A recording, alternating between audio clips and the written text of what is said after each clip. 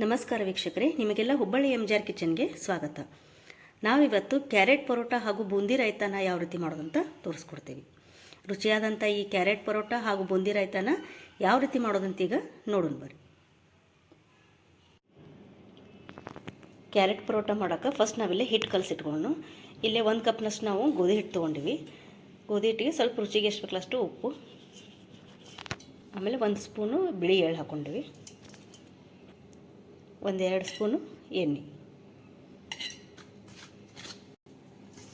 ಈ ಪರೋಟ ಹಿಟ್ಟನ್ನ ನಾರ್ಮಲ್ ನಾವು ಚಪಾತಿಗೆ ಹೆಂಗೆ ಕಲಿಸ್ತೀವಲ್ಲ ಹಿಟ್ಟು, ಅದಕ್ಕಿಂತ ಸ್ವಲ್ಪ ಸಾಫ್ಟಾಗಿ ಬರೋಂಗೆ ಮೆತ್ತಗೆ ಕಲಿಸ್ಕೋಬೇಕು.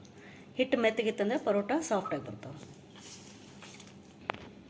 ಒಂದು 10 ನಿಮಿಷ ಇದು ಹಿಟ್ಟು ನೆನೆಯಲ್ಲಿ, ಅಲ್ಲಿವರೆಗೂ ನಾವು ಸ್ಟಫಿಂಗ್ ರೆಡಿ ಮಾಡ್ಕೊಂಡು ಒಳಗೆ.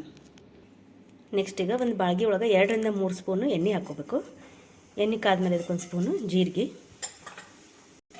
ಈಗ ಇದಕ್ಕೆ ತುರಿದಿಟ್ಟಂಥ ಕ್ಯಾರೆಟ್ನ ಹಾಕ್ಕೋಬೇಕು. ಕ್ಯಾರೆಟ್ ಮೇಲಿನ ಸಿಪ್ಪಿ ತೆಗೆದು ಈ ರೀತಿಯಾಗಿ ತುರಿದಿಟ್ಕೊಂಡಿವಿ. ನಾವು ಇಲ್ಲಿ 2 ಕ್ಯಾರೆಟ್ ಯೂಸ್ ಮಾಡ್ಕೊಂಡು ಮಾಡತ್ತೀವಿ.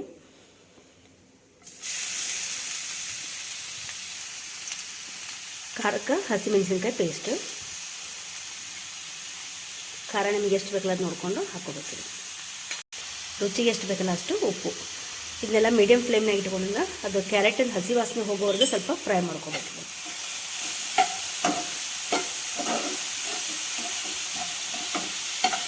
ಒಂದು ಅರ್ಧ ಸ್ಪೂನು ಅರಿಶಿನ ಪುಡಿ.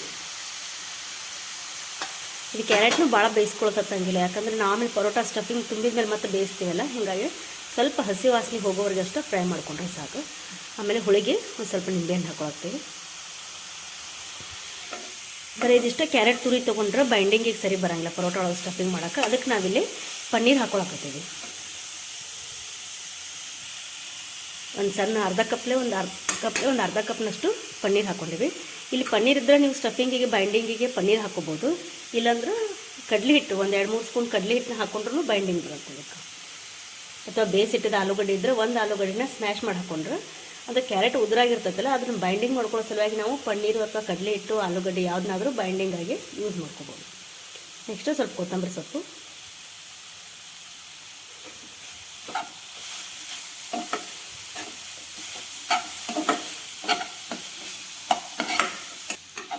ಗ್ಯಾಸ್ ಆಫ್ ಮಾಡಿಕೊಂಡು ಅದನ್ನು ಸ್ಪೂನ್ ಒಳಗೆ ನಾವು ಅದನ್ನು ಚೆನ್ನಾಗಿ ಮಿಕ್ಸ್ ಮಾಡ್ಕೋಬೇಕು.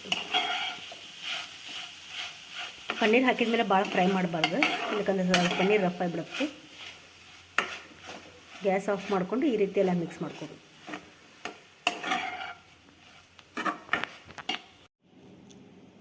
ಇದು ಸ್ಟಫಿಂಗ್ ಎಲ್ಲ ಪೂರ್ತಿ ಆರಿದ ಮೇಲೆ ಈ ರೀತಿ ನಾವು ರೌಂಡಾಗಿ ಉಂಡಿಗತ್ತೆ ಮಾಡಿಟ್ಕೋಬೇಕು. ಆಮೇಲೆ ಬಿಸಿ ಇದ್ದಾಗ ಸ್ವಲ್ಪ ಎಣ್ಣೆ ಅನಿಸ್ತೈತಿ ನಿಮಗೆ, ಯಾಕಂದ್ರೆ ಪನ್ನೀರ್ ಹಾಕಿರ್ತೀವಲ್ಲ, ಹೀಗಾಗಿ ಸ್ವಲ್ಪ ಆಯಿಲಿ ಜಾಸ್ತಿ ಅನಿಸ್ಬೋದು ನಿಮಗೆ. ಆದರೆ ಕಂಪ್ಲೀಟಾಗಿ ಆರಿದ ಮೇಲೆ ಅದು ಕರೆಕ್ಟಾಗಿ ಬರ್ತದೆ.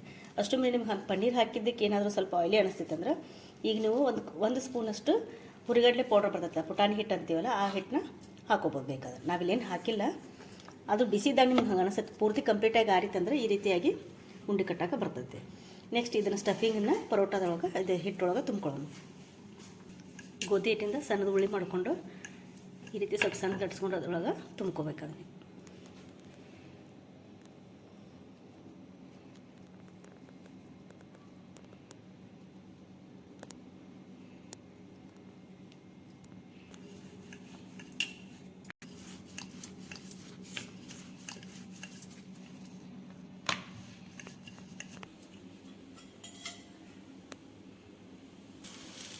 ಎರಡು ಸೈಡು ಎಣ್ಣೆ ಅಥವಾ ತುಪ್ಪ ಹಚ್ಕೊಂಡು ಬೇಯಿಸಿ.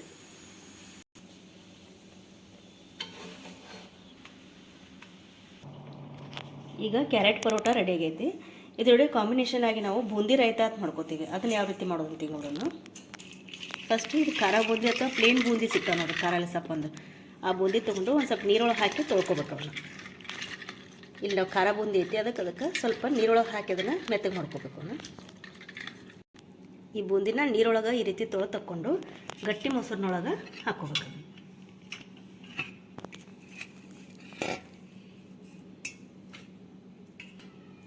ಇದಕ್ಕೆ ಸ್ವಲ್ಪ ಚಾಟ್ ಮಸಾಲ, ಸ್ವಲ್ಪ ಉಪ್ಪು, ಆಮೇಲೆ ಕೊತ್ತಂಬರಿ ಸೊಪ್ಪು, ಇದಿಷ್ಟು ಹಾಕಿ ಕಲಿಸ್ಕೊಂಡ್ಬಿಟ್ರೆ ಬೂಂದಿ ರಾಯ್ತ ರೆಡಿ ಆಗ್ತದೆ. ಬೂಂದಿನ ಇದಕ್ಕೆ ತೊಳ್ಕೊಂಡ್ರೆ ಖಾರ ಬೂಂದಿ ಇತ್ತಂದ್ರೆ ಅದ್ಮೇಲೆ ಎಲ್ಲ ಸ್ವಲ್ಪ ಆಯಿಲಿ ಇರ್ತೈತಲ್ಲ, ಅದಕ್ಕೆ ನೀರೊಳಗೆ ಹಾಕಿ ಸ್ವಲ್ಪ ತೊಳ್ಕೊಂಡ್ರೆ ರಾಯ್ತ ನೀಟಾಗಿ ಬರ್ತದೆ. ಅದಷ್ಟು ಗಟ್ಟಿ ಮೊಸರು ತೊಗೊಂಡ್ರೆ ಬೂಂದಿ ರೈತ ರುಚಿಯಾಗಿರ್ತೈತಿ ಇದನ್ನು ಪರೋಟಕ್ಕೆ ಕಾಂಬಿನೇಷನ್ ಆಗಿ ನೀವು ಮಾಡ್ಕೋಬೋದು. ಹೆಲ್ದಿ ಆದಂಥ ಕ್ಯಾರೆಟ್ ಪರೋಟ ಹಾಗೂ ಬೂಂದಿ ರೈತ ರೆಡಿ ಆಗೈತಿ. ಈ ರೆಸಿಪಿನ ಒಂದ್ಸಲ ಟ್ರೈ ಮಾಡಿ ನೋಡಿರಿ. ನಮ್ಮ ರೆಸಿಪಿ ನಿಮಗೆ ಇಷ್ಟ ಆಗಿದ್ರೆ ಲೈಕ್ ಮಾಡಿರಿ, ಶೇರ್ ಮಾಡಿರಿ ಹಾಗೂ ನಮ್ಮ ಚಾನಲ್ನ ಸಬ್ಸ್ಕ್ರೈಬ್ ಮಾಡಿರಿ. Thank you.